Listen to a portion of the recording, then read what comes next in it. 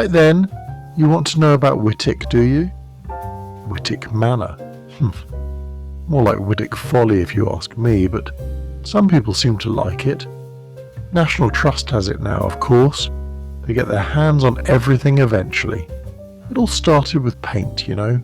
Mander, Theodore Mander, made a fortune from Mander Brothers selling paint and varnish. Good old Wolverhampton industry. And what do people do when they get a pile of cash? They build a fancy house, don't they? This was back in 1880s, Sven. Not that long ago, really, when you think about it. But they wanted it to look old, see? All that old English style, black and white timber framing everywhere. Hired an architect, Edward Ald from Liverpool, to make it look like it had been there for centuries. Pretentious, if you ask me. Apparently Mander had been to a lecture by that Oscar Wilde fellow. The House Beautiful, he called it. Beautiful. Full of Morris & Coda wallpapers and fabrics. William Morris this, William Morris that. Now, I'm not saying it isn't detailed, but all those patterns, all that effort, makes your eyes go funny, and they call it arts and crafts. Crafty, all right. Crafty way to spend a lot of money making something new look like your great-great-granddad's place.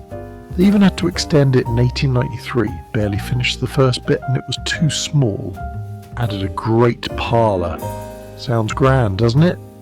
More like a big drafty hall. Had electric lights, mind you, very modern for its day. Still dim as a winter's afternoon in there half the time. Then comes the son, Geoffrey Mander. Radical Liberal MP he was. And what does he do in 1937? Gives the whole place to the National Trust. 50 years old the house was, barely broken in. Mind you, he and his second wife, Rosalie, they didn't just hand over the keys and scarper, oh no, they became its live-in curators, and that's when all that pre-Raphaelite stuff started appearing. Rossetti, Burne-Jones, more gloomy-looking women and knights in armour than you could shake a stick at. Lady Mander was keen on female artists, apparently, so there's a fair bit of their work too. Suppose that's something. The Trust, well, they do their best, I suppose. Always tinkering.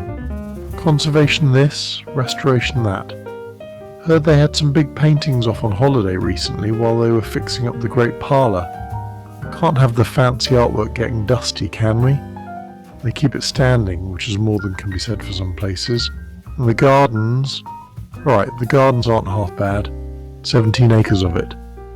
Alfred Parsons had a hand in them, and Thomas Mawson. Proper garden designers they were. Got your formal bits, yew hedges all clipped just so, herbaceous borders looking like a paint box exploded. One of Mander's own perhaps. Orchards too.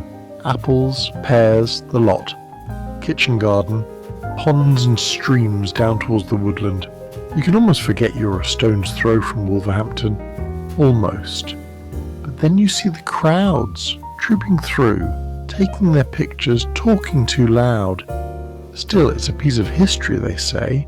A time capsule. Maybe it is. A time capsule of a rich paintman's fancy, all dressed up to look like something it wasn't quite. But people like that sort of thing, don't they? All that fuss. Right. Is that enough about Wightwick for you? My throat's dry.